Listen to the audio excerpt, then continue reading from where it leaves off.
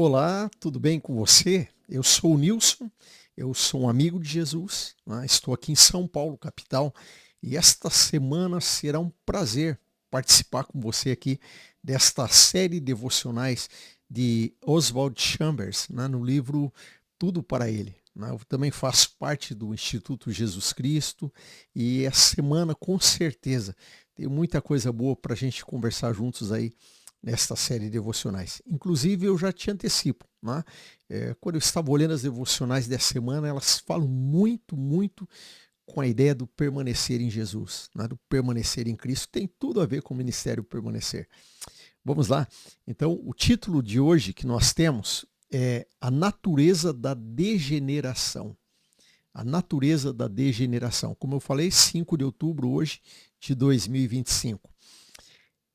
A Bíblia não diz que Deus puniu a raça humana pelo pecado de um homem, mas que a natureza do pecado, a saber, a minha reivindicação do meu direito sobre mim, entrou na raça humana por um só homem. Mas também diz que outro homem levou sobre si o pecado da raça humana e aniquilou-o. Uma revelação infinitamente mais profunda. Esse outro homem, Jesus, né? A natureza do pecado não é imoralidade e transgressão, mas a natureza da autorrealização que nos leva a dizer: eu sou meu próprio Deus. Essa natureza pode exibir-se em moralidade adequada ou em imoralidade inadequada, mas sempre tem uma base comum: a minha reivindicação do meu direito sobre mim. Quando nosso Senhor enfrentou as pessoas com todas as forças do mal dentro delas, ou pessoas que estavam com a vida limpa, moral e justa, ele não prestou atenção à degradação moral de um, nem atentou para a capacidade moral do outro. Ele olhou para algo que não vemos, a saber, a natureza do homem. João 2:25 fala que Jesus, né, ele olhava e via a natureza, né, o coração das pessoas ali. Continuando, o pecado é algo com o qual nasci e não posso tocar. Somente Deus toca no pecado mediante a redenção. É pela cruz de Cristo que Deus redimiu toda a raça humana da possibilidade de condenação pela hereditariedade do pecado. Deus, em nenhum lugar, responsabiliza uma pessoa por ter a hereditariedade do pecado e jamais condena alguém por causa disso. A condenação acontece quando percebo que Jesus Cristo veio para me libertar desta hereditariedade do pecado e ainda assim me recuso a permitir que ele me liberte. A partir desse momento, começo a obter o selo da minha condenação. O julgamento e o momento crítico é este, que a luz veio ao mundo e os homens amaram mais as trevas do que a luz. João 3,19. E lembrando, né, o nosso texto base, né, que para esse devocional lá em Romanos 5,12, que diz: portanto, assim como por um só homem entrou o pecado no mundo e pelo pecado a morte, assim também a morte passou a todos os homens, porque todos pecaram. Interessante quando eu olho para esse texto, né, o que me chama a atenção aqui neste devocional de hoje é que o foco aqui não seria, né, as nossas atitudes, os nossos comportamentos que fazem com que alguém realmente não seja salvo. Então ele chama a atenção aqui que o que faz com que alguém não seja salvo, ou que alguém não tenha redenção em Cristo, não é por causa dos seus pecados, né?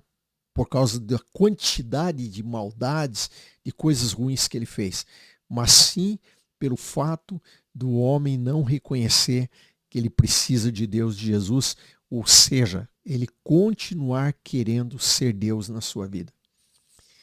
Então o que nos separa de Deus, né, o que separou Adão e a mulher de Deus, não é simplesmente um comportamento. Comportamentos são consequências daquela escolha que nós fizemos dentro de nós. Então nós escolhemos nos rendermos a Deus, deixarmos o Senhor guiar toda a nossa vida e dizemos, eu não sou Deus, eu preciso de Ti. E aí o meu comportamento vai ser guiado por Ele. Eu vou ouvir Jesus, eu vou procurar ouvir o Senhor habitando dentro de mim e eu vou seguir a minha vida, os meus passos de acordo com aquilo que agrada o Senhor. Mas pode ser que a minha escolha seja aquela escolha de, não, eu quero ser Deus da minha própria vida. Eu quero ser o dono da minha própria vida. E é aí que a redenção não acontece.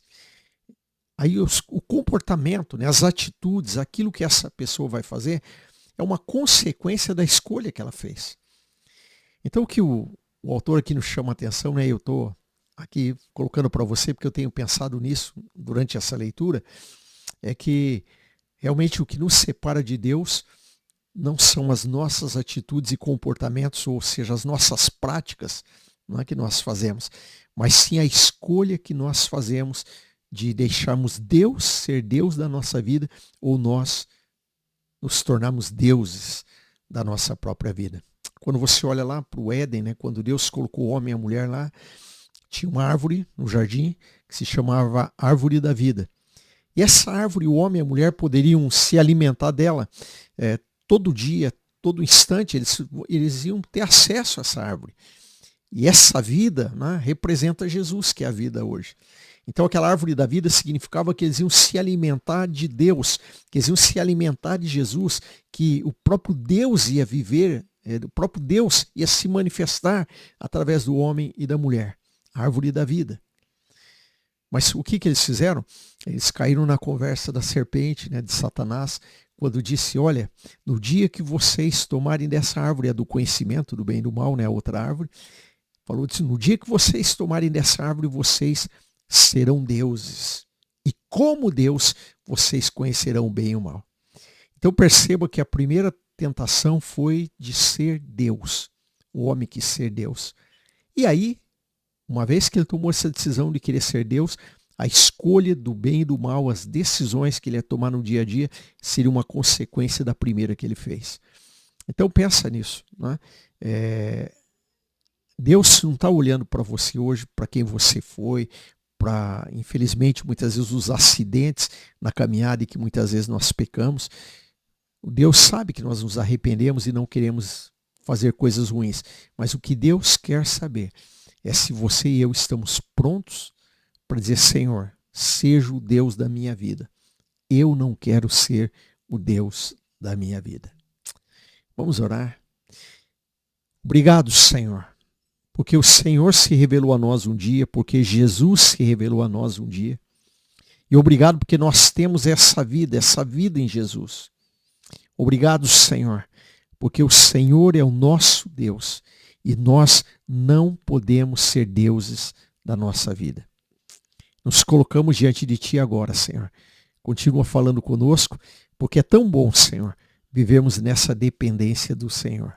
Obrigado, Jesus. Amém. Se você gostou desta devocional, dessa leitura, né, desse vídeo, compartilha com alguém, né, fala para alguém, passa para alguém, né, os contatos do Ministério Permanecer.